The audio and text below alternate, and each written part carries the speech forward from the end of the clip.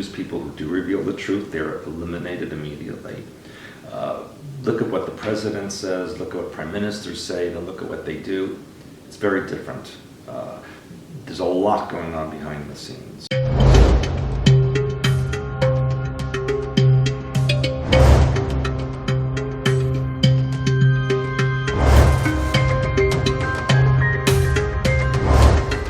Hi everyone, this is Alec Cope of We Are Change, and I'm here with my friend Stewart Swerdlow, and we are going to discuss the very controversial subject of mind control today.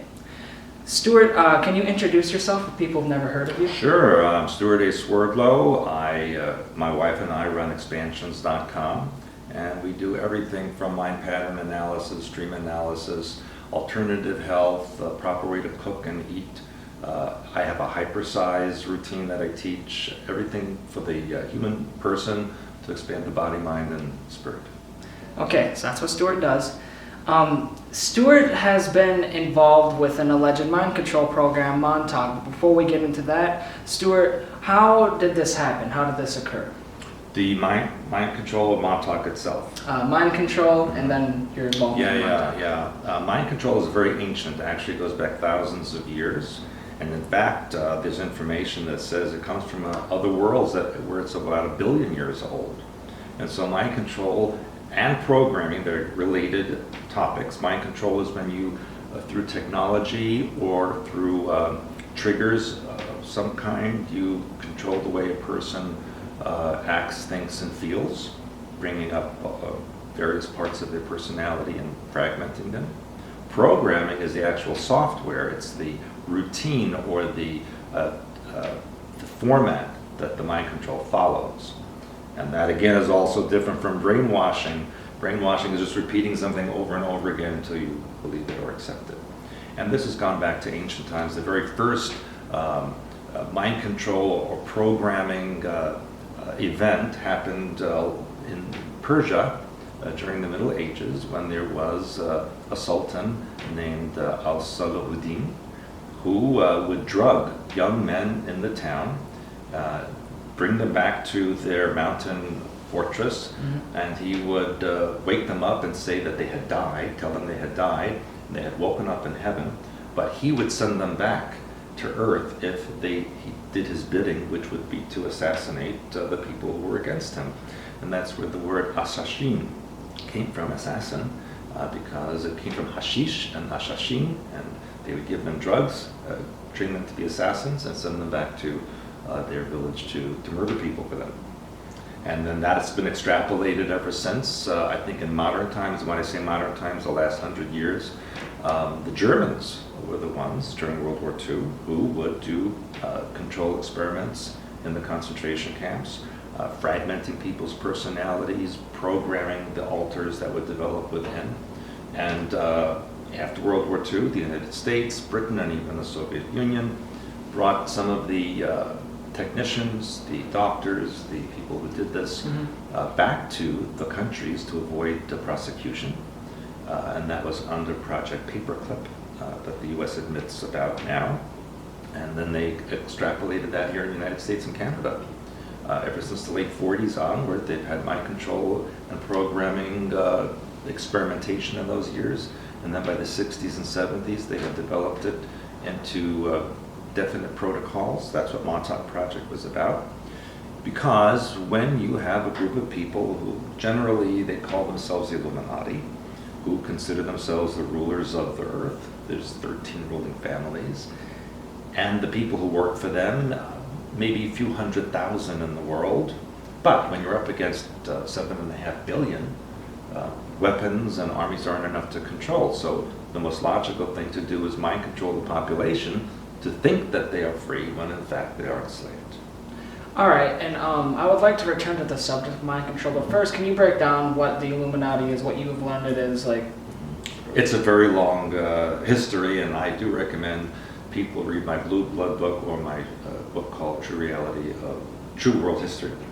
And in there I describe how it started in Sumer, 7,000 years ago, and then there was a reptilian population that had their foundation in Lemuria, who developed hybridization in Sumer, they became the leaders, or the blue bloods, which meant the reptilian blood has more copper in it, and when that oxidizes, it looks blue-green, and they called that blue blood. And so they controlled Sumer. It extrapolated into Mesopotamia and into the Khazar Empire, and then finally the Khazars went into Europe and developed the 13 Illuminati families that we have even to this very day. Underneath them is the Committee of 300, which are 300 families which work closely and support the Illuminati. And this is all symbolized on the back of the American dollar, where you have the pyramid with the all-seeing eye on top, which represents the Illuminati. Then there's a little bit of a space, which means that no one comes close or touches the Illuminati. And then you have the rest of the pyramid, which is the Committee of 300 and all the organizations underneath them. And finally, the bottom layer is the mass population. Wow. And to someone who has never heard of that, or even has been exposed to that, is extremely fantastic. Yes, but they can do their own research, go online, read the books. Sometimes it's very blatantly spoken out there. In fact, it wasn't that long ago. I think it was one of the Hilton children that was on an airplane recently in first class, and he called the other people and the flight attendants peasants. He says, they're not anywhere near what he is. Well, that mentality, though. And in terms of mind control, manipulating people via technology or whatever, there's a lot of ways to do it. And it's practiced openly by several organizations. Stewart was telling me about how Coca-Cola has admitted to using vending machines projecting a frequency that makes people thirsty, McDonald's within their arches making people hungry. And then I know personally a friend of mine who went to college for graphics design, and he actually left graphics design just because they were teaching them how to manipulate people's emotions in order to feel sad or empty via the logos in order to buy the products. And he's not the only source I've heard that from. I've heard that from several sources. So if colleges are engaged in a form of mind control, which is what that is, to say that the government hasn't been involved, and they have been involved via programs like Artichoke, Bluebird, I believe it was called. Right, that was back in the 40s and 50s, yes. And then of course MK Ultra, but all of these programs, they have a giant umbrella. There's an umbrella program that dictates that, and I believe that was called Phoenix Project. Is that what it was? That was one of the names. There's the Phoenix Rainbow Project. They had all kinds of, they have every kind of name to cover up what they're doing.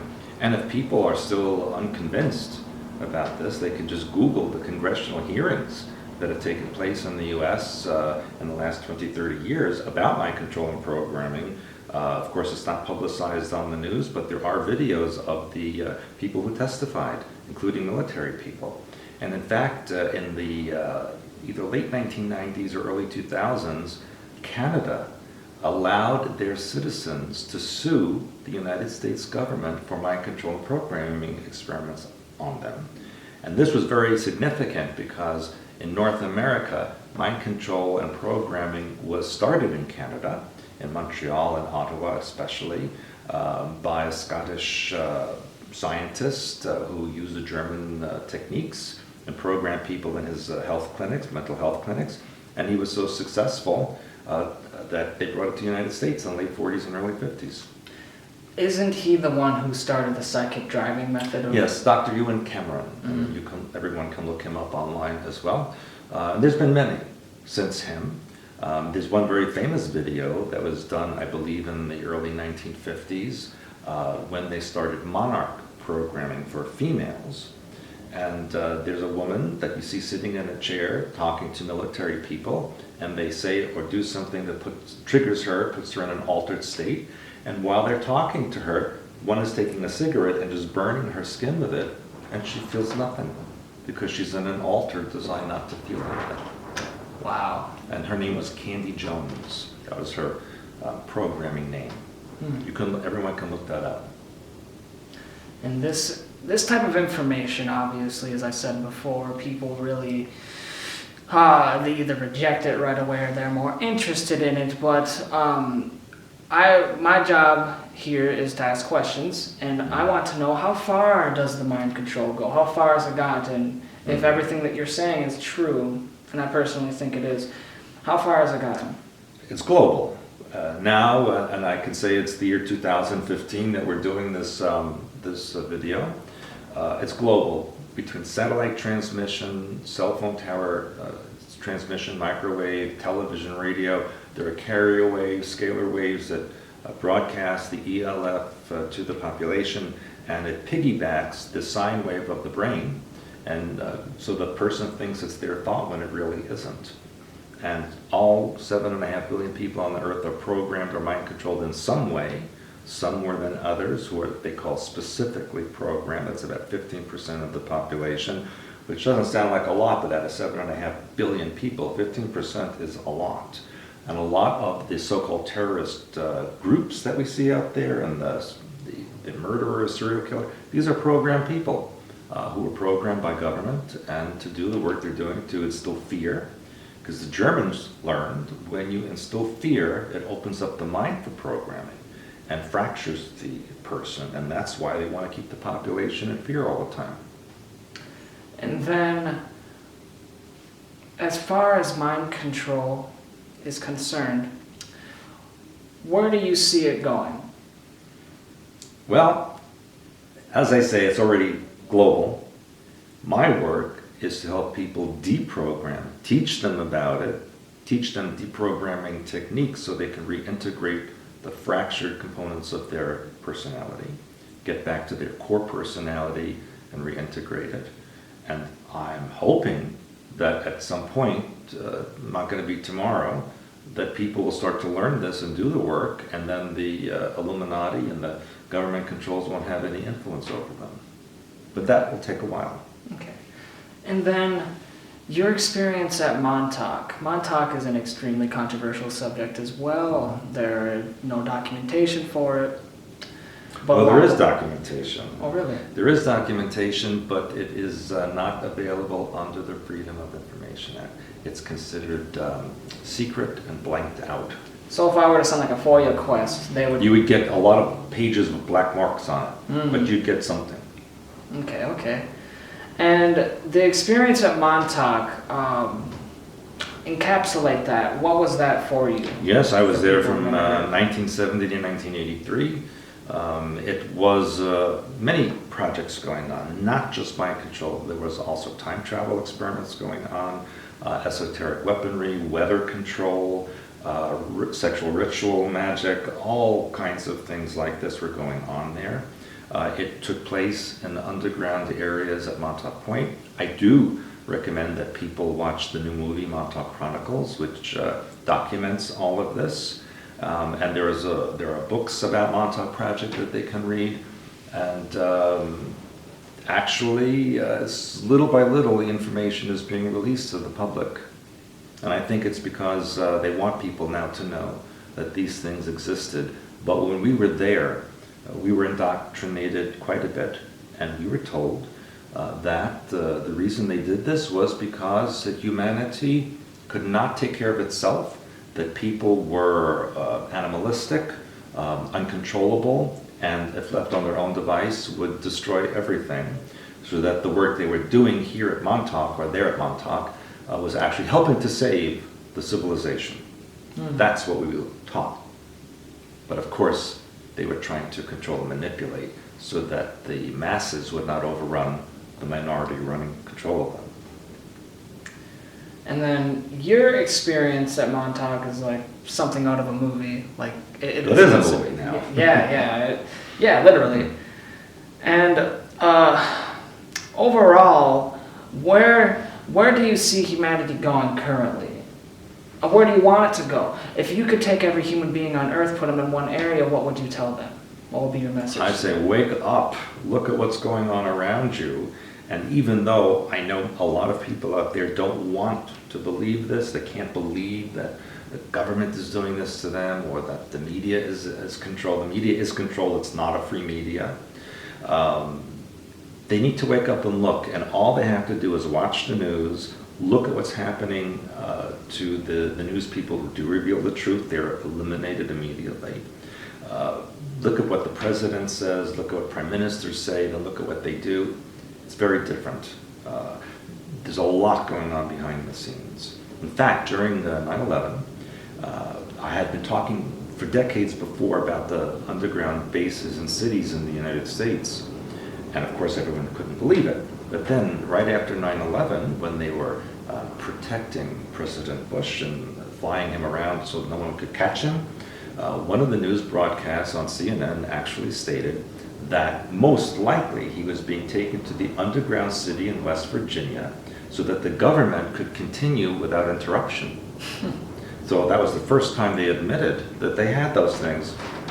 And we know that there are over 100 underground bases in the US alone, and they're all connected with the tunnel system. That form of realization is extremely shocking and would be, once again, fantastic. Like, what would be the implementation for all this? What does this mean? This means basically that there is what we're told is going on and what is really going on, two completely different things. Two completely different things. History is a lie. Science is a lie. Global warming is a lie. What they tell you to eat is a lie. Whatever will weaken and make you more controllable, that's what they tell you to do and believe. And unfortunately, most people accept that because they don't want to know the truth. I think people are afraid of the truth because once they know it, they have to do something about it. And it's so much easier to just sit in front of the TV and drink Coca-Cola, a beer, and have some fast food with poison in it than to think about doing something that would change the world. And this would imply that there is a conspiracy against humanity as a whole. If that's the case, how have they gotten away with it? What have they done? Well, like I said, they have rewritten history.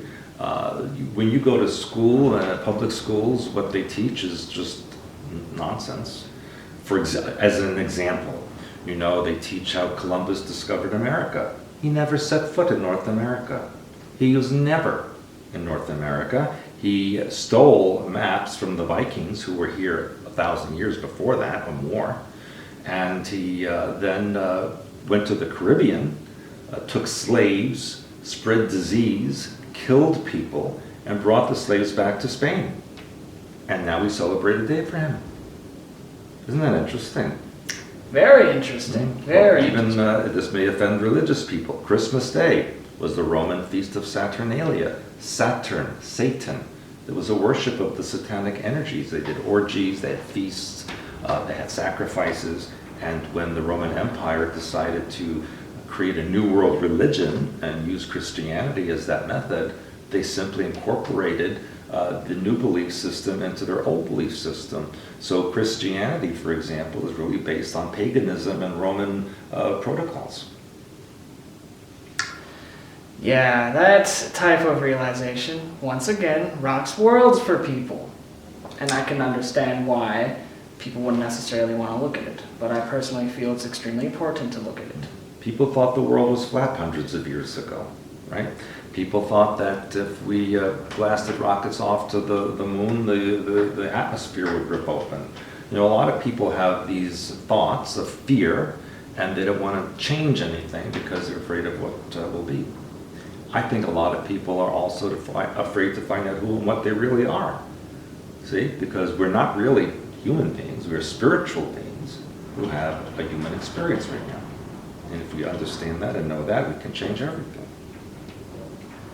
And I know experiments such as the two-slit experiment show that we affect reality just by looking at it. Right.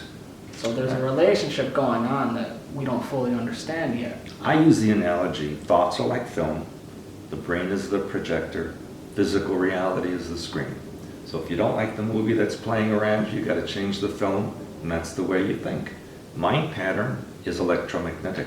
It projects out and reflects back in physical reality. So we really have to change the way we think. And that is probably the most powerful form of information people can get. Change your thoughts and you change the outside world. And is there any other form of advice you would share with people? What else would you share? What would be the final? So many things. I do suggest now in this time period, Don't believe what you hear on the news. Try to eat and drink as organically as possible.